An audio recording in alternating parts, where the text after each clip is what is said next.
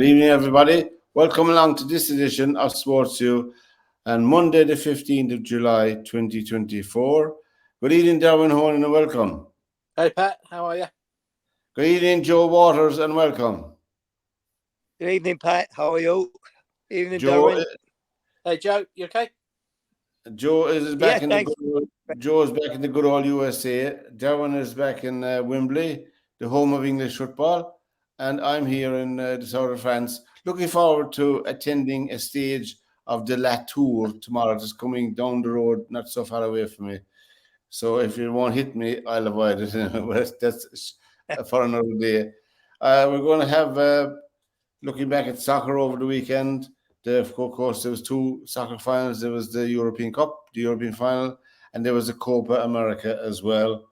We'll be looking at rugby union, golf, Gaelic games, Tour de France, and tennis. But we'll begin with the European final last night between Spain and England. And as you know, Spain prevailed for the fourth time, which is a record, and they won the match 2-1. But Derwynne, what's your opinion on it? Did you see it? Yeah, I mean, I just think England were outplayed. You know, Spain were the better team. There's no question on that. And I think England got it all a bit wrong last night with the tactics and different things like that. And you know, some of those players never really got into any kind of stride, did they? They were all out of form sometimes. So no complaints. Spain were better than England, and they went on to win. Yeah. Joe? Yeah, it was just me. Spain were way more dynamic than England were. Spain were very much more penetrating than England were. And they were quicker to get into defensive shape when they lost the ball. And they were just able to get the ball forward faster than England were. And England were too pedestrian in their movement of the ball, I thought. And they really got exposed on the outside quite a few times. I think they were fortunate that Spain didn't take advantage on a couple of other occasions of great attacks that they had coming down and switching the ball in the middle of it. They really caught England out on transition. And it's reflected in the fact that Rodri won the player of the tournament by the scribes who know these things. And that was no surprise to me because he had a fabulous tournament and he's a fantastic footballer. But I think that in the Rugby World Cup, when Ireland were favourites to win, this is just something related in my head, to beat New Zealand. The management team of the Irish Rugby World Cup played an injured player on the wing, Matt Hansen, and the All Blacks exploited that in the quarter-final. In the European final last night, what's his name? Gareth Southgate persisted with Harry Kane, who's been an abysmal failure in this tournament, who's never there to receive the ball. How many times did Rice and Foden run with the ball, had to stop and pass it back because Harry Kane wasn't in the box to receive the ball? He's supposed to be an out-and-out striker, but not even that. He wasn't fit. He wasn't on his game. And I don't know what the reason is for having a big let's say squad. If you're not going to play people, why bring them if you're not going to play them? You know, like Watkins and Palmer, in my opinion, should have been playing from the start. I mean, you had Tony. Tony, yes. Yeah. No, I'm just saying they had Ivan Tony. Well, that would have given them a different look as well. So I just find it interesting that if you look at two centre forwards, Morata for Spain and Harry Kane for England, Harry Kane is very well respected by the English public. They really like him because he has been a very he's been a great success normally as a centre forward, and Morata has been, his goal scoring record is up there with the best of Spanish forwards, and yet the Spaniards don't like him. They don't rate him. No, And no. if you switch those two centre forwards, that may have been the difference in which team won the game. But Yes. Morata was able to put him around the field. He got around. He was opening up. He was showing himself for the ball. He was bringing midfielders into it. He was occupying the English defence, and the complete opposite to Harry Kane. Now, if it's true what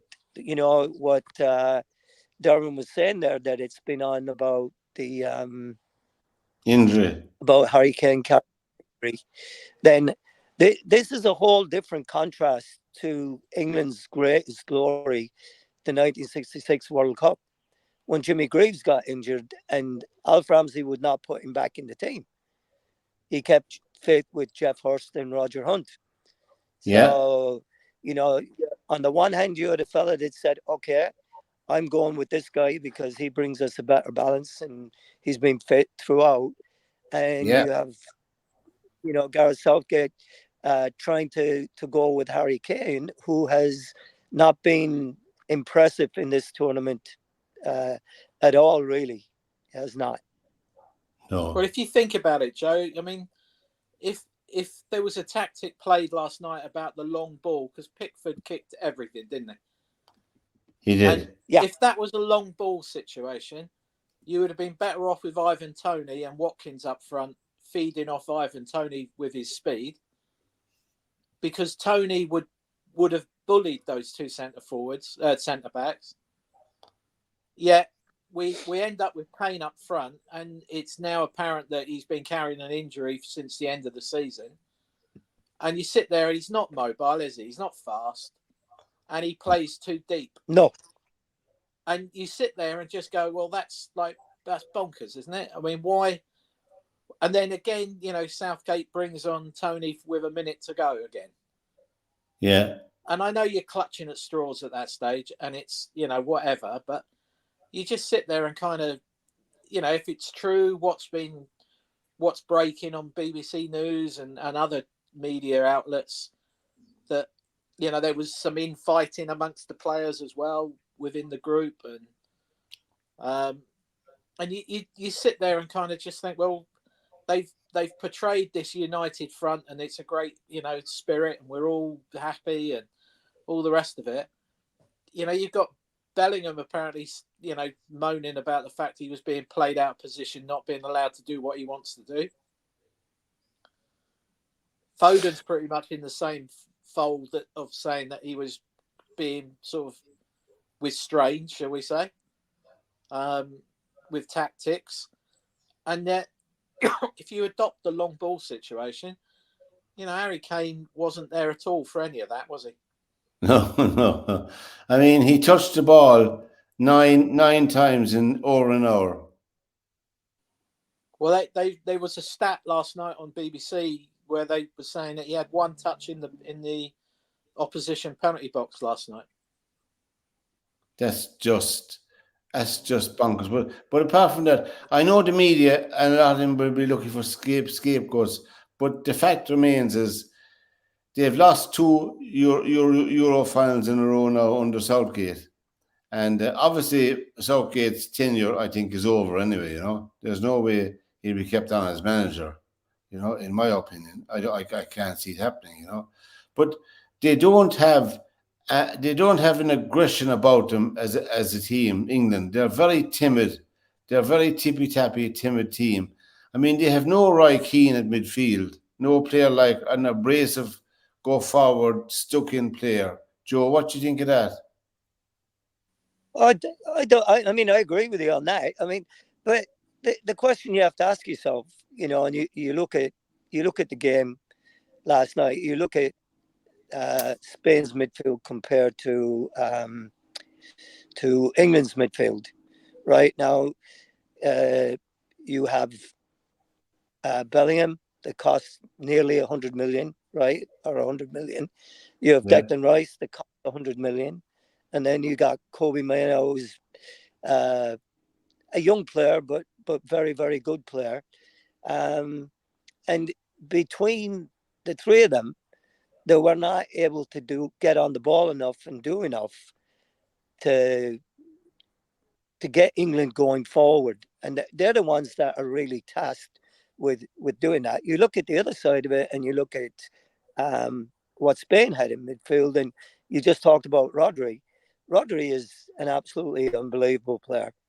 I Oh mean, yeah. that he can, as a defensive midfield player, he can defend, he can attack, he can pick out a pass, he can do all those things, and he's not afraid to pass the ball forward. And then you had No. the other guys in field, Olmo, and some of the other guys that they swapped in and out, but they were all very, very positive in what they were doing and going forward. And I I mean, mean, that Nico Williams goal, they just tore England apart for that goal. did I mean, did. it was like a surgeon cutting into somebody the way they cut them apart. It was Yeah. absolutely fantastic to watch. It And was. And in fairness to England, the goalkeepers made a few fantastic saves as well to keep the score down. You know, they were a lot yes, more dominant. They were a lot more dominant in their 2-1 scoreline. You know, and Derwynne, I see Derwynne. How many players on the English team, when teams go to play them, would put the fear of God in you on the field? Name one of them, one player. Would say, To me, but there's only one that you'd go, well, I don't really know what he could do next, and that's Bellingham, isn't it? yeah, but But uh, I I mean, it's Phil what Foden Joe's saying. is in that kind of a class. But if he's, if what you're saying there is that he and Bellingham have been restricted in their roles as to what they wanted him to do, then that's that is a crying shame, really, because yes, yeah, this is what got what's got those players to where they are. I mean, you watch Phil Foden play for Man City against Real Madrid in the semi-final of the Champions League, and watch how well he did, how free he played, the positions that he was able to take up and get the ball. yeah, Completely different. And the same with Bellingham. I mean, the only dodgy game I've watched Bellingham play for Real Madrid was probably the Champions League final against Dortmund when he got shackled a little bit. So, mhm, players like that, when you take away their ability to be creative within, I mean, you're supposed to create a system that they can be creative within and give yes, them the life to express themselves, and that yes, that that appears not to be the case with this. And like Derwynne is saying there, if this is all coming out now, I mean, you ask yourself the question, how many forward passes did Damien Rice make at the Euros? How many did he make last night? One of the questions I was going to throw out was what you've just said, Joe. If you look at England playing, they go sideways and backwards more than they go forwards. they do. Yeah. And I don't, as much as everybody can say, oh yeah, in a group format you don't want to lose. I get that, but when it's a knockout, you need to score more goals than the other lot. Yeah, It's as Yes. straightforward, isn't it? And if Yeah. you've got 30 attempts on goal and 20 of them are on target, you'd like to think you might get 2 or 3 goals out of that, wouldn't you? yeah, But if you're making one attempt on goal, you're constantly asking for a miracle every time, aren't you? And yeah, let's face it, Palmer's goal, yes, it was a good goal.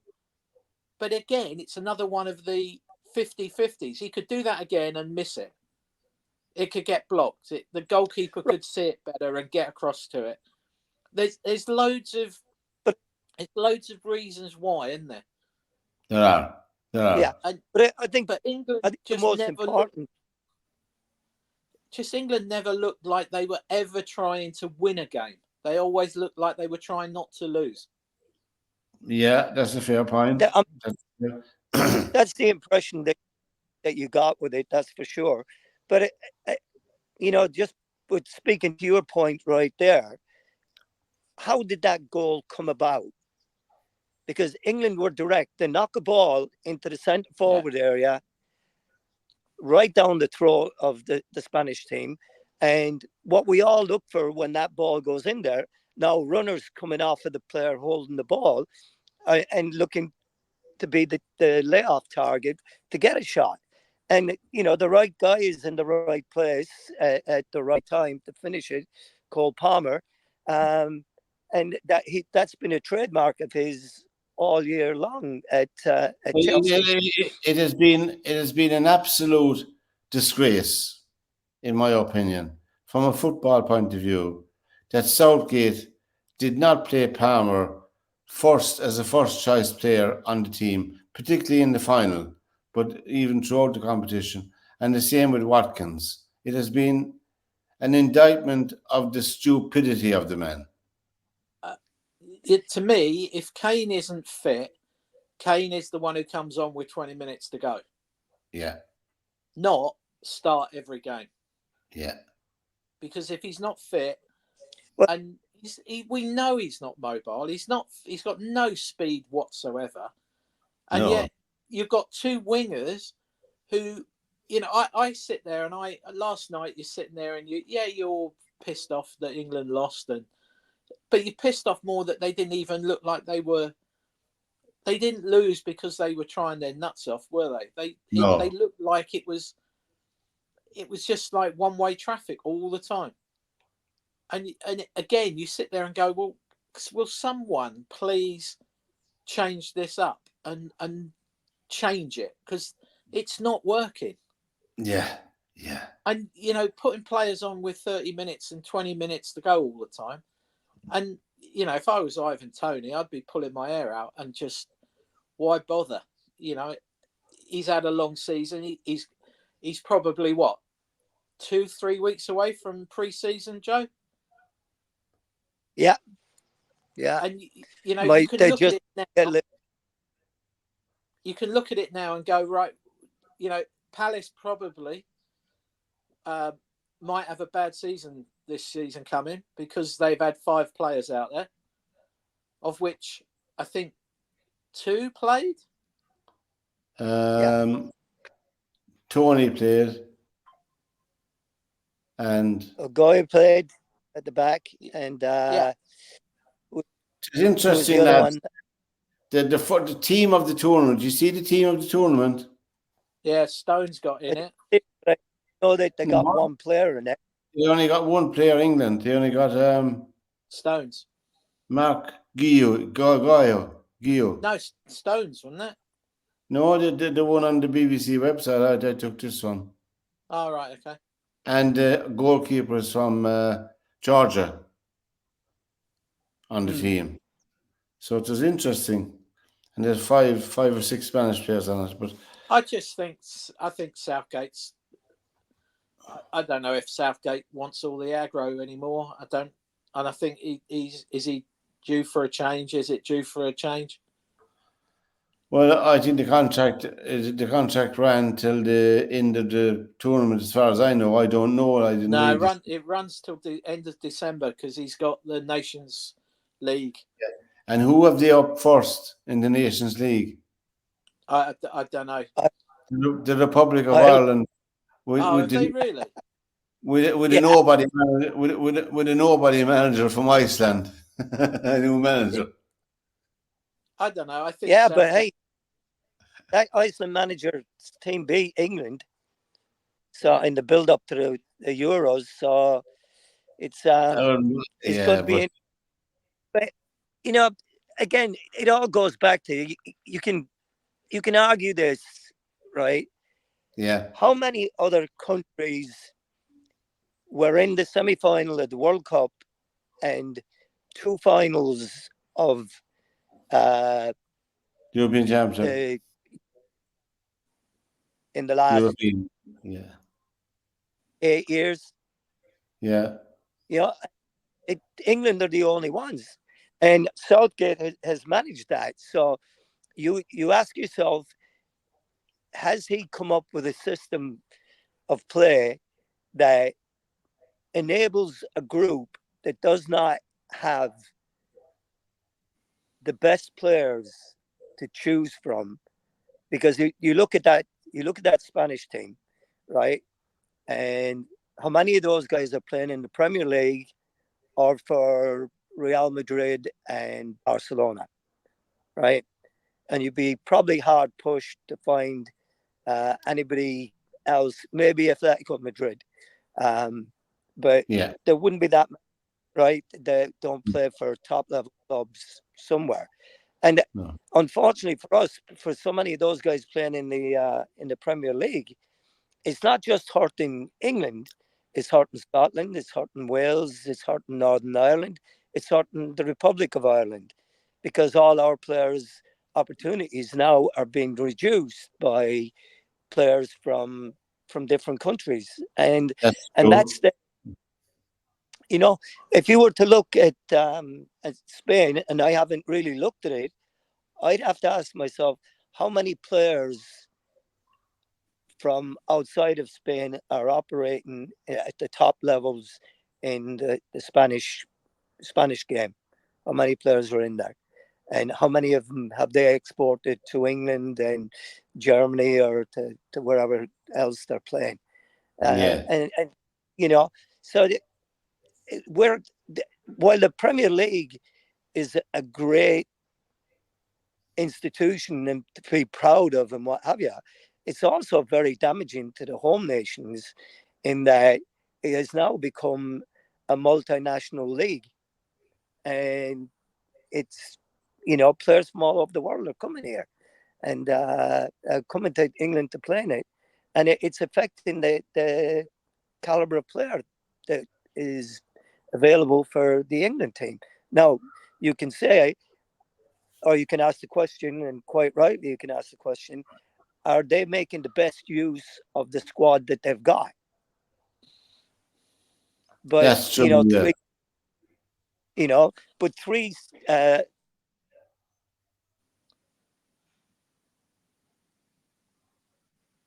two Now, finals and a few managers to have. You look at the players he took. I don't understand what Gareth Southgate, you look at goal. I don't know what Dunk was doing there, other than being a cheerleader. Yeah, And you think to yourself, yeah, well, as much as I'm not a massive fan of Grealish would have gone forwards and would have got you some free kicks. he would have run into the box a lot more often than anybody else. And and he would have taken people off the box. Yeah, you sit there and you can only just, to me, it's like Southgate just gets his tactics wrong. And I understand with Spanish manager Fuente that he was being the youth coach. In most of those players last night all came through his youth team. They did. And I get that they've played probably since they were 12 years old all together. I get that. Yeah. The young kid, whatever his name is, the 17-year-old. Yeah. He Yeah, still lives. yeah. He still lives at La Masa, as in the Barcelona academy. Yeah. Diggs. He hasn't moved out, even though he's a superstar. He still lives in their academy lodgings. That's right. Yeah, he's only 17. That's why. And you sit there and it's just, it's frustrating as being an England fan, because you want success so much, because it's you kind of half wish they hadn't won the 66 World Cup, because we wouldn't have half the hang-ups that we do have as England fans. Probably not. And you sit there and you watch it last night, and it's okay, so Pickford's just hoofing it up the pitch. But then who's the player who's trying to hold it up? You think of like Joe in your era, you would have had a big centre forward who was a big, strong lad who was there to bully two centre backs and keep hold of the ball and lay it off to the next player, wouldn't you? Surely Yeah. Bellingham. You know, if was you look was at that. United with Mark Hughes, Stuart Pearson. You know, you go back to Yeah. all those United teams. You know, Van Nistelrooy. Gary, had you back hardly Gary, held the Gary, ball. Gary Pallister and Steve Bruce at the back. Yeah. And Yeah. you look at it and you just think to yourself, you know, Kane's clearly not been right yet. We persevere with it because he's our leading goal scorer. He's this, he's that, and all the rest of it. And yeah, he's had a sixth share of the Golden Boot for the Euros Championships. But at the same time, it's not been exactly a massive goal scoring fest, has it? The European Championships this year. No, just disappointing from that point of view, you know. Well, And But yeah, what was the three goals were the leading goal scorers in the Euros? yeah, Is that what it was? And now out of seven games. you win by virtue of the fact you had more assists than the other guys on 3 goals. yeah, Is that the way it worked? Yeah. I think so. Yeah. So it's like you look back, you know, at things like that, and you go, well, but we said this before. It wasn't the most entertaining Euros, and No, the best team from the beginning won it. You Yeah. know, the the team, team that played, the team they that played soccer won it. yeah, they won 7 matches. They played 7, won 7. So you can't argue with it. No, You know? no. I And mean that talking about players, Argentina won the Copa America with a 37-year-old Messi on the team, and they won it over the weekend as well. They won the 16th time or something, but it was a good victory for them. They've won everything really with Messi now. They've won the World Cup, they've won the Copa America, they've won a few more things as well with him.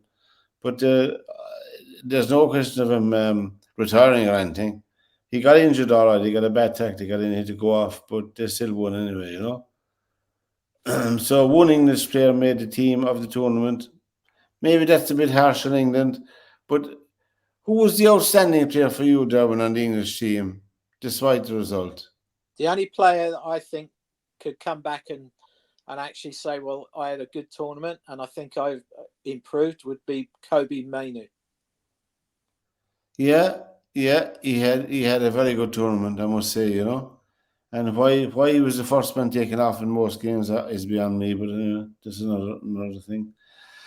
SportsView is the program on nearmedia.tv. Press the red button on the right hand side to subscribe to our channel. We're here every Monday night for you with Joe, Derwynne, and myself. We'll briefly just touch on rugby union over the weekend. Ireland beat South Africa in the second test in an absolute cracking game. I had to go on and look at the highlights of it, and a last-minute drop goal by Kieran Foley, new man in the block, 25-24. They beat South Africa. South Africa were complaining an awful lot about the match. That you should go online and look at the way they're complaining, you know, as if to say they're angels themselves, you know, that Ireland were doing some illegal stuff in the scrums.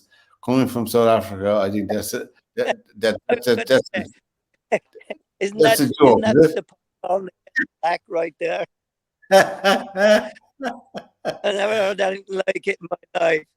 I know, yeah. England were playing the All Blacks. Bowden Barrett came on. The oldest of the Barrett people on the team, and came on and steadied the ship for the All Blacks, and they won 27-20. But England were unlucky. They've won after some new cracking players, mountain men altogether, and they're a team to watch for the future. England are in rugby, in my opinion. Anyway, there were 2 cracking games. A few more as well, but in golf, the Scottish Open was won by McIntyre.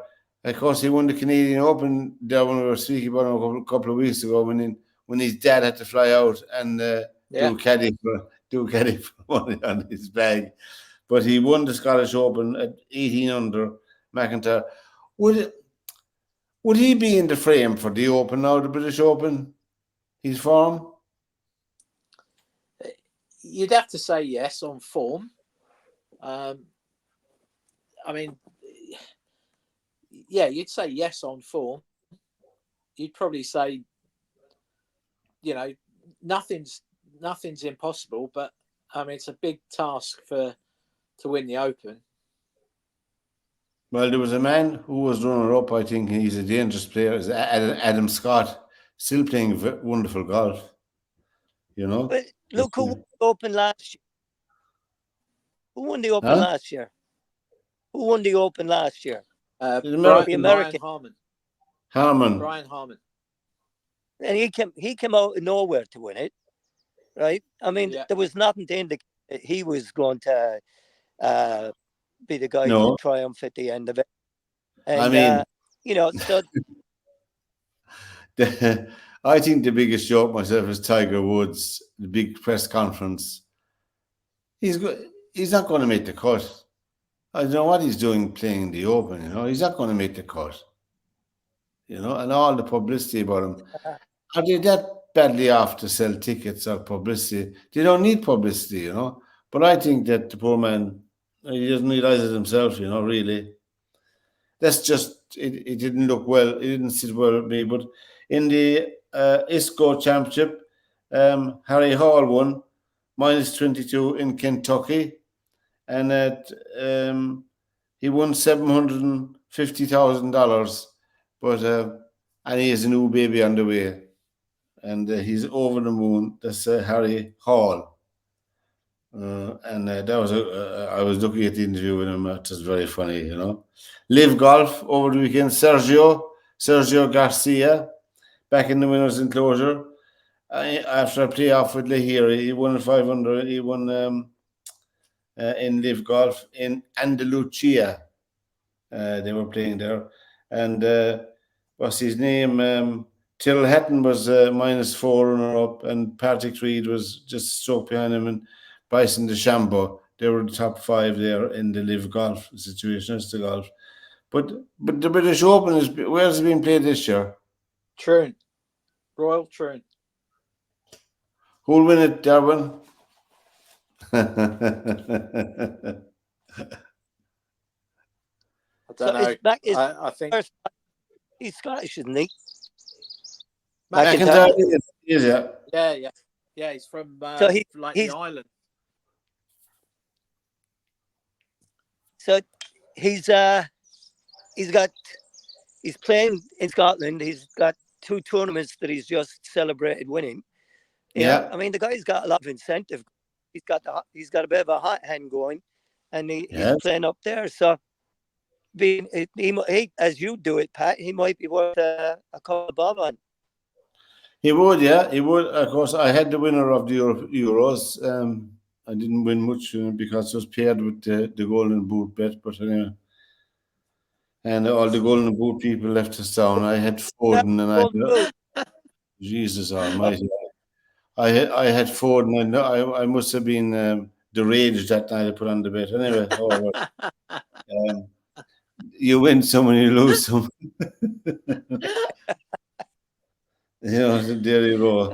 And I think that the English team are full of pansies, softies. There's no aggression in the team. There's no team would be fear them. And I think they have no box to box player. I just watch it and I think there's no spark there, is there? There's no one in there that grabs it by the scruff of the neck and makes it spark. I mean, as an England fan, you're always sitting there waiting for the other team to score. Do you know who I thought is a good aggressive player? You might laugh at me now. Is Harry Maguire. I'm trying to hold back the tears of laughter, to be honest with you. No, but I think Harry Maguire has a bit of spunk in him. I think myself, But I mean, wow! I tell you what, if you keep putting bets on with Foden for golden boot, and then he's saying something like Maguire, I understand why you lost that bet. He could be on. Harry Maguire. I has deserve been, that. honestly, I mean, like it'll turn into a donkey sanctuary next if you start going down this route. It will, and I don't know what to say. I think Walker's days are over as an international. Do you think? Joe, when you watched that last night, would you not, as a professional footballer and an international and all the rest that you've got, would you not have been thinking Walker needs to be in Nico Williams' pocket all match? Yeah. And he Yeah. gave him so much room all match.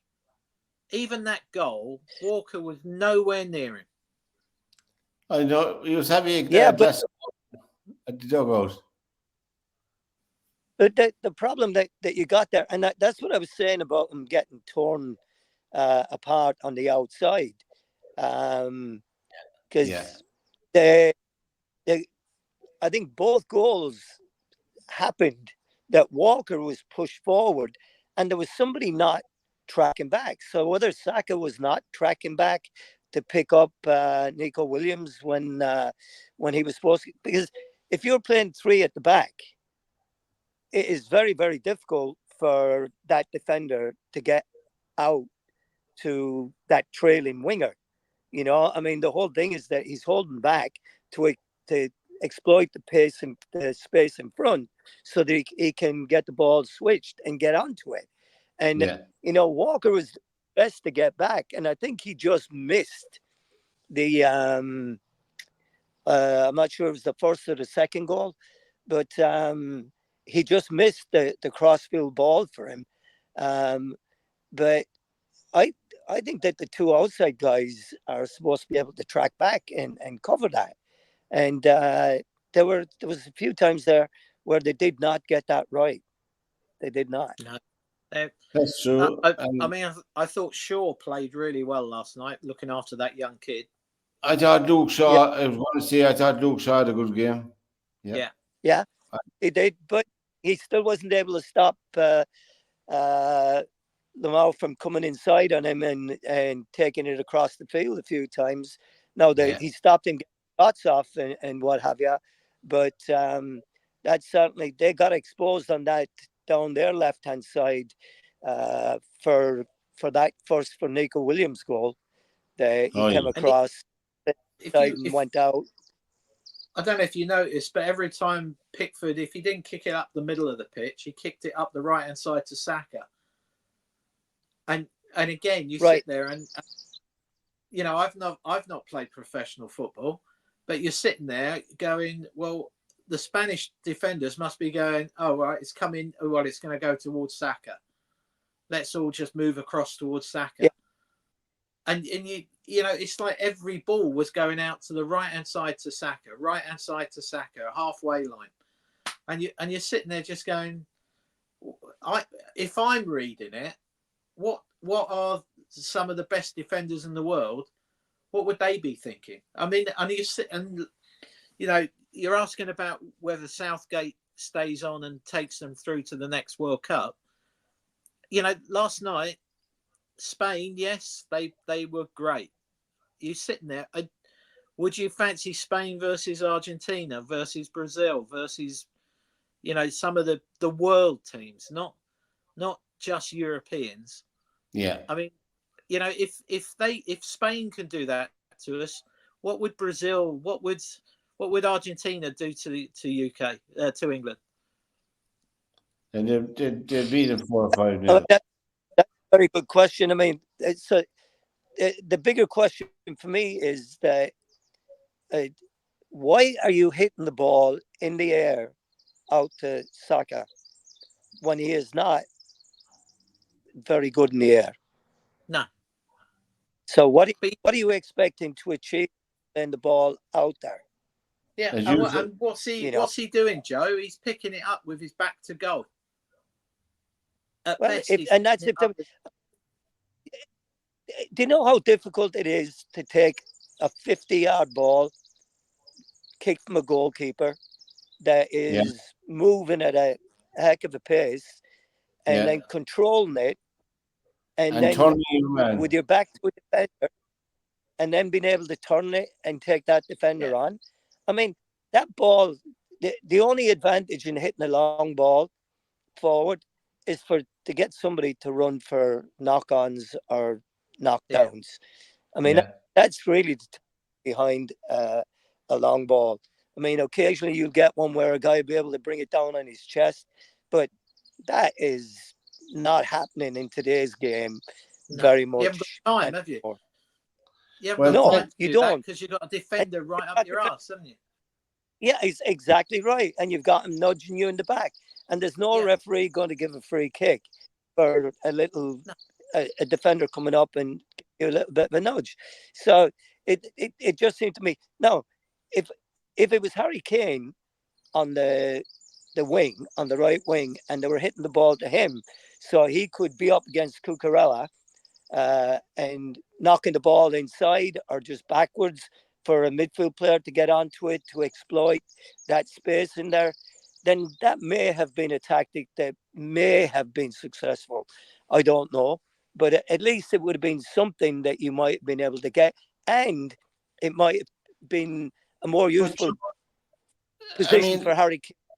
Saka, in fairness, he did win a few of those balls. He took them well. But there was no player he could pass it to. He had to run down the wing and pass it back again. I mean, what in the name of God?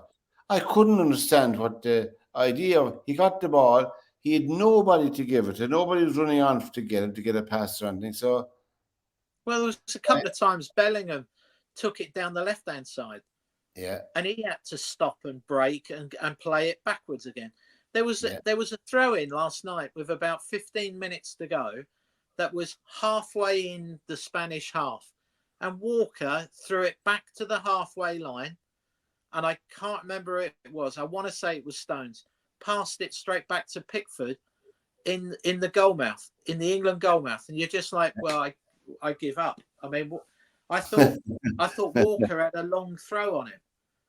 Yeah. And you're 1-1. You know, it's like, surely that goes into the box if Walker can supposedly throw it a long way. Exactly, because players are getting tired at that stage as well. And it goes all the way back to Pickford. So what does Pickford then do? Just hoofs it back up, and one of the Spanish midfield players picked it up, and away we go again. I think it was that Elmo. And you know, Liverpool and United apparently making bids now for Elmo off his performance last night. There's also people in some sections of the press. He played well. But, you know, that long throw into the box, wasn't that how they equalised against, who was it, Slovenia? Or with Bellingham getting the flick on by Kane? Was it Kane on or Tony on? So one of them. So there's also suggestions. They were talking. You know, Joe. You know, they score with 4 minutes to go, right? Spain last night. Yeah. With 4 minutes to go, do you not think England should have just been shutting that game down to go to extra time? Because who knows what goes on in extra time? Yeah. Well, no, they were. I don't know what to say except that they were tactically. They were very poor. England. They were poor tactically last night, and there's also talk now that Jurgen Klopp should take over the English job. He's out of work, as we know. You know. I mean, I just think. I honestly just think that your Southgate's done unbelievable, and he's done loads of unbelievable things in the background as well, like with the training academy and all the other bits and bobs, because he came through that youth, managing the youth team and all the rest of it. I get he's done a great job, but I can't. I just struggle to get my head around the fact that it's just. I mean, if the England national team was in the Premier League, they wouldn't have many crowds go to watch it, would they? I'd say not. No, very few. Because it's not entertaining, is it? And it's not. And I know, Joe, you might say that it's about winning, but they don't. they just don't score enough goals to be a threat, do they? But the players that were on No. the team that started the final last night for England, are there too many players in that team that are not really up to standard that's required for international football? Are they only there by reputation from their clubs? Well, I mean, Kane, without going into like let's slaughter Kane evening, but Kane, if he's playing with an injury, he should have been man enough to go, I don't think I should start. The manager has the ultimate responsibility for who he puts out in the field. But I just get the impression that they what I don't understand, and I think Lineker and I think it was Rio Ferdinand last night. Why is it England have to concede a goal before they start looking like they want to go forwards? Yeah, that's a fair point. I mean, it's like, right, we're one. They're not good enough to give Spain a 1-0 head start. No. They're not good enough to do that. No. Yep. I mean, but even though when they scored first, then it was drop back and let the other team have the ball again. So that they're not good enough to even be able to do that because they were pegged back too many times. And again, Pat's question there is a very, very fair question. How many European trophies did English clubs win last year? None. Right? And how many of them got to the final of the European tournaments? One, I think, wasn't it? Villa? Who was that? Villa. Was it Villa? Did Villa get? No, Villa got beaten in the semi-final in their quarter-final. Yeah. Yeah, they got knocked out by the Greek, right? Yeah. They got knocked out by the Greek team. So you look at that, and you look at Ollie Watkins played in that semi-final, right? You look at Man City, you look at John Stones. John Stones didn't even play, I don't think, in the semi-final against Real Madrid. Was injured, wasn't he? Yeah. He was on the bench. In mid, Phil Foden played. Walker played. Jack Grealish played, or it was Jack Grealish on the bench. Jeremy Doku played on the left wing. So, and then in the other European tournament, there wasn't any English teams in the final. No. So you look at that and you go, Arsenal got knocked out in the quarterfinal of the Champions League. Yeah. Against Bayern Munich. Was it Bayern Munich? Joe, Bayern Munich. Something that was said to me today,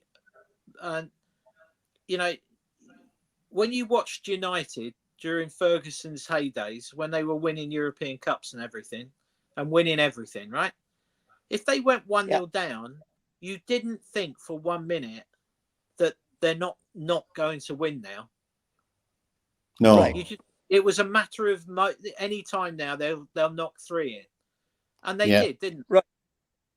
If the United were 2-0 down, they'd win 3-2 or 4-2. Yeah. And you sit there and you look at it and you go, okay, so yes, did he have an amazing crop of players? Yes. Yes, and no. They were just hardworking, confident team, weren't they? They were. And you had a philosophy, though. Yeah. But they had a totally different philosophy than you don't have the same thought process, do you? No. You never go, England go 1-0 down and you're like, oh, well, okay, this could be the floodgates opening now. And then you're waiting for like a miracle all the time. You're waiting for a wonder goal all the time. It's not like a tap-in, is it? You watch the England goals. They're, Bellingham's overhead kick. He could do that another 100 times and knock it into Rose Ed, couldn't he? Yeah. Yeah. And you're looking at one-off, not miracles, that's the wrong word, but you're looking at one-off sort of. They're not. You know, you look at the second goal from Spain. You know, it wasn't an amazing goal, was it? It's never going to win goal of the month, is it? A great team goal. But it's a good team goal. Yeah. And yeah, you know, they knew what they were doing. They knew someone would, when he crossed that ball in, he knew someone was going to be there to get on the end of it. Absolutely. And you look at England, and how many balls did Saka cross in?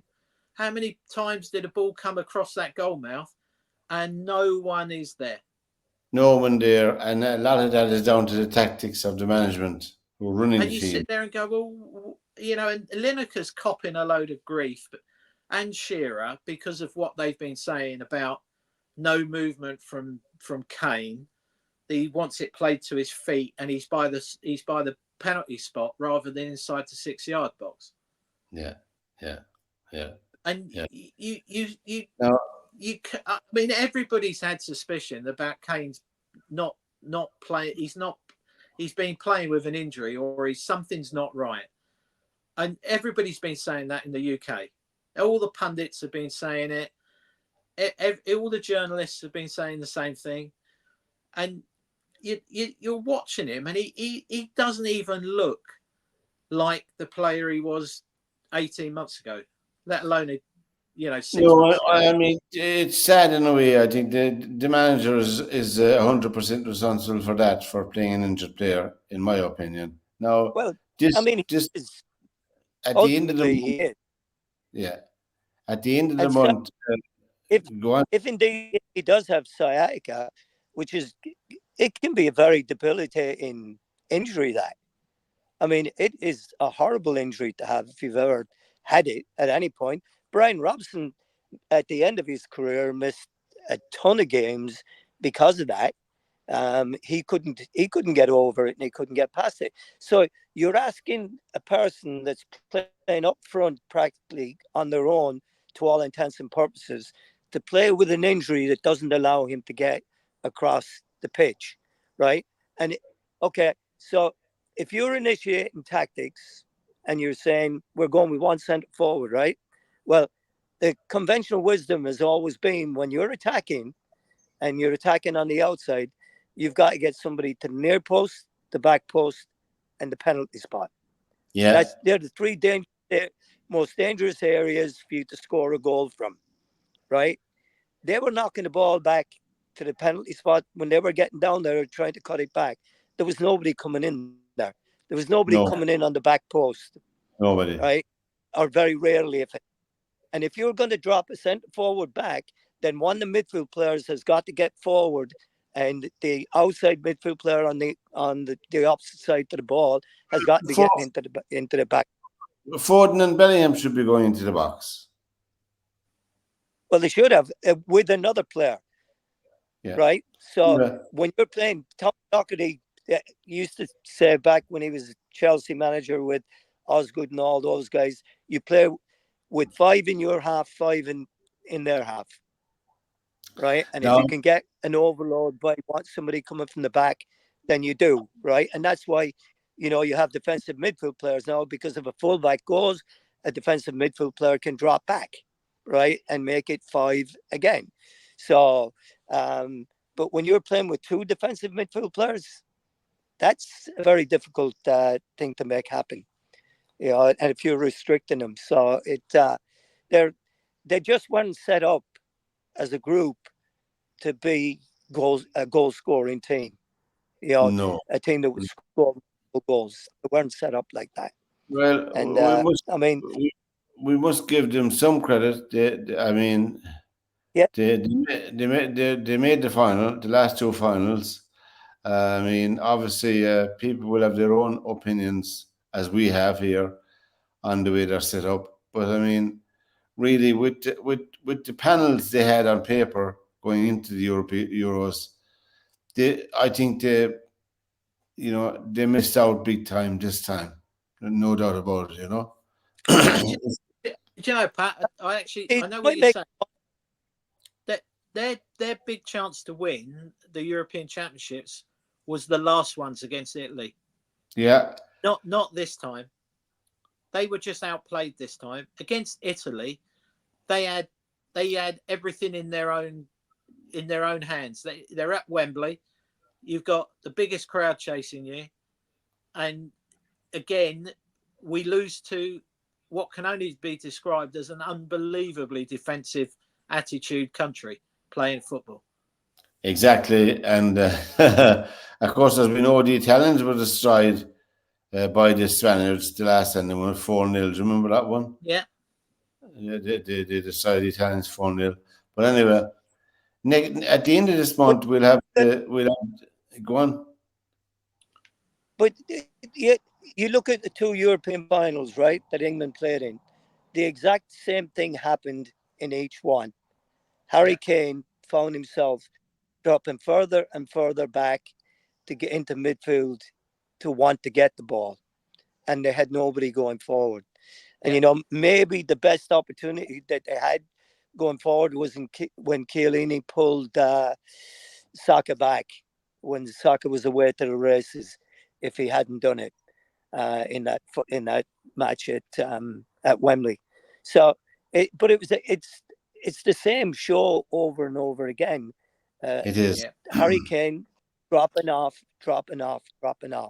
And it's, you know, you asked the question earlier, right? Realistically, if you were to put this England squad, and you were to put it in the Premier League and play them every week, I think they'd maybe be a top 6 team if you were lucky. Yeah. There you go. And at the end of the month, the Olympics are beginning in Paris, and just down the road from where we are. And maybe starting next Monday, if you have any memories that stands out down through the years from the Olympic Games. Joe, you were a runner at one time, weren't you, before you took up footy? Yeah. A little birdie told me actually, that you were a decent runner. I wasn't too bad. I wasn't too bad. I was a member of Limerick AC. I was checking up on you. Neil Cusick, who won the Boston Marathon. Yeah. Right for Ireland. He and I were at Limerick AC at the same time. He was an age group above me. Yeah. Yeah. Neil was a good runner. He was a good runner. Very good runner. I used to run barefoot and cross. Excellent. Like what's her name? Zola Budd. The Zola Budd of Limerick. Anyway, if you have any memories of the Olympics, you can play them. But I have a memory for the Olympics for tonight. It's an Irish one. It's an Irishman. Ronnie winning. Delaney. No, not that far back. Winning the silver medal in the marathon. Oh. His first marathon, winning the silver medal. And the commentary was by Jimmy McGee, who was a fantastic commentator. Yes, he was. This is it, lads. Tracy is third, obviously hurting a little. An Olympic silver medal in his first ever marathon in the heat of Los Angeles. And John Tracy is looking good, and this could be a sensation on his debut marathon. Anyway, coming towards the stadium, I think there were 4 or 5 of them in contention, but when they finally got to the gates of the Coliseum, there were 3. It's Lopez, it's Tracy, it's Spedding. It's the Olympic Marathon of 1984. And I knew at that moment he was going to get a medal. I just knew it. Unless he collapsed. John Tracy has moved away from Spedding, and Tracy is bound for the Olympic podium. John Tracy appears in the stadium. He's very tired. 4:71, he's tired, but he's great and he's good and he's hanging on. Charlie Spedding just behind him. And there they were, battling away. But in the lead was Carlos Lopez, great veteran from Portugal.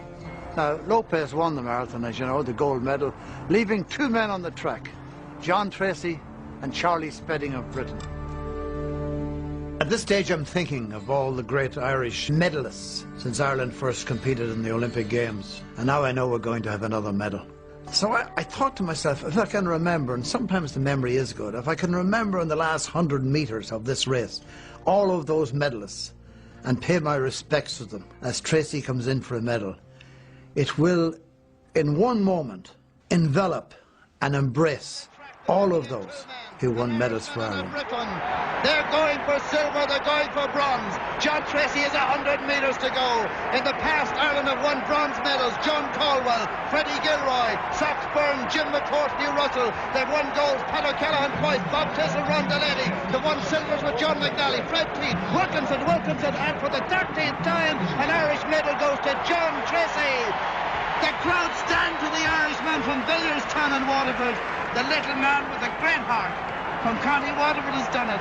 The winner, and what a winner. Wonderful occasion for John Tracy and for Irish sport in general. What he had achieved was mighty. It elevated him way up there in the pantheon of Irish greats. Well done, John. Well, sadly, Jimmy McGee is no longer with us, but he named all the Irish medal winners in the run up to the finish line. That's what did it for me that time, because he mentioned Dr. Pat O'Callaghan, who was from Kanturk in County Cork, who won successive gold medals in the hammer in 1928 and 1932. And in 1932, we had another gold medal winner in the high hurdles in Bob Tisdale. So we're a small country, but we're only emerging as a country then in the 20s and 30s. But we have a good history of the Olympics. And now that it's in Paris, we have a good chance of multiple medal winners in Paris this time in the athletics. And there's a young lady throwing the hammer for Ireland from Bandon, I think she finished in the top. She was 7th in the recent European, or first championships in the European Championships. So all is rosy. But if you have any memories of the Olympics, lads, you might. I know there's all. I was looking through some last night. And of course, we have the famous ones in Mexico with the two lads with the black fist and in the sprints and the two Americans, Smith. There's something wrong with that 84 Olympics. They must have banned Kenya and Ethiopia in that marathon. Well, your man Lopez from Portugal was the world record holder. He won the gold medal. But Charlie Spedding from England had broken a few records as well. Charlie Spedding, who finished 3rd in that. But John Tracy, prior to those Olympics, had won 2 world cross-country championships as well, So he was, and he beat Steve Ovett over in the business games in Oslo as well, So in a 1500 meter race, so he was no slouch. I'll have a bet with you now. It'll be an Ethiopian or a Kenyan that wins the marathon this year. Well, Joe, I'd say no. I'd say you get short odds in that, all right. There's no other about else,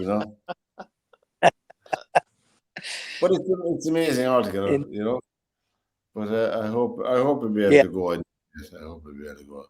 But we look forward to the La Tour tomorrow. The Tour de France coming down the road here, just out the road, a mile from us. So we might do a bit on that. Over the weekend as well, we had the Wimbledon final, men's final and women's final. The women's final was won by Krejcova from the Czech Republic.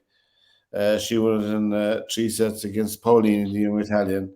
So she won them. And probably a changing of the guard happened over the weekend in men's tennis when Carlos Alcaraz beat Novak Djokovic in 3 straight sets, 6-2, 6-2, 7-6. So, he put on a superb show of power and fantastic.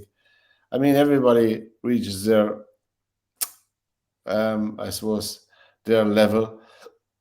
And there's always one more coming along who's better than them. I know that Andy Murray is entered in the Olympics for the tennis for Britain. I don't know whether he's playing now or not, but he's entered anyway. He's down the list of interest.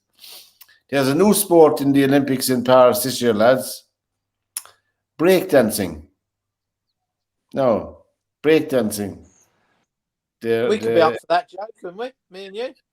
Breakdancing I never thought I'd see it, but however, But if I got down that low, I wouldn't be able to come back up. So I won't bother anything it. I could just see me and Joe. I'll do the Jack Charlton because my Oh, yeah. granddad's Irish. I qualify for Ireland. Okay. You can qualify for Ireland. You can qualify for Wales, England.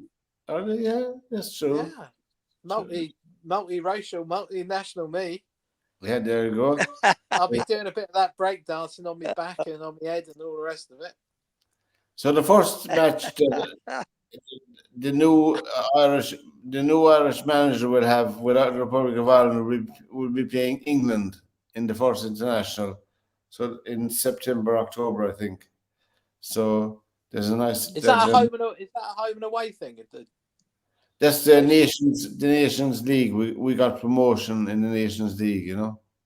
So we'll see. Yeah, so these are the qualifying groups for it, right? Yeah. And So yeah, so home. Home and away, yeah. The first match is beside you there in Wembley, I think. Joe or Derwynne, you know. We'll have to go. We'll have to get some media tickets, boys. We could be the pundits on the side of the pitch. We could have our own little tent, put it up, Yeah, and we'll have a little gazebo and have our own backing to it. they'll all be wondering who are these people, you know, who left these people in. Anyway. Especially with you two with your Ireland shirts on, and me with my England shirt. Yeah. Next Sunday, Joe. Next Sunday also, I'm still looking for a ticket. Over here in Ireland, we have our two Premier Sporting finals coming up on next Sunday and Sunday week. Next Sunday it's the hurling. It's between Cork and Clare, the 2024 All-Ireland hurling final. Cork are going for their 31st title, which is a nice. They didn't win it since 2005, so it's been a long time since Cork won it. They were in the final, obviously, in 2013 against Clare.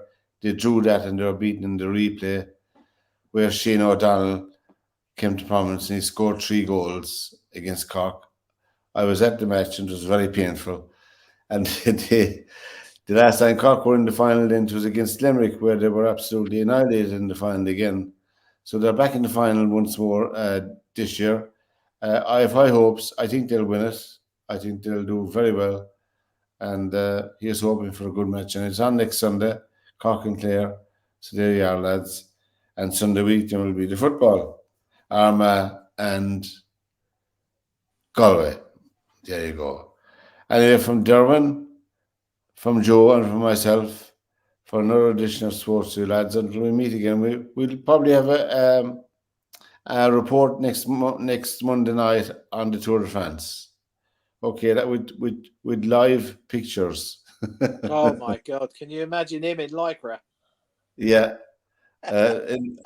live pictures. Yeah, very good. Bit of lycra on Pat. I'll just don my orange suit. Okay, lads. Take it easy. All right. See you, boys. Take it You're easy. good.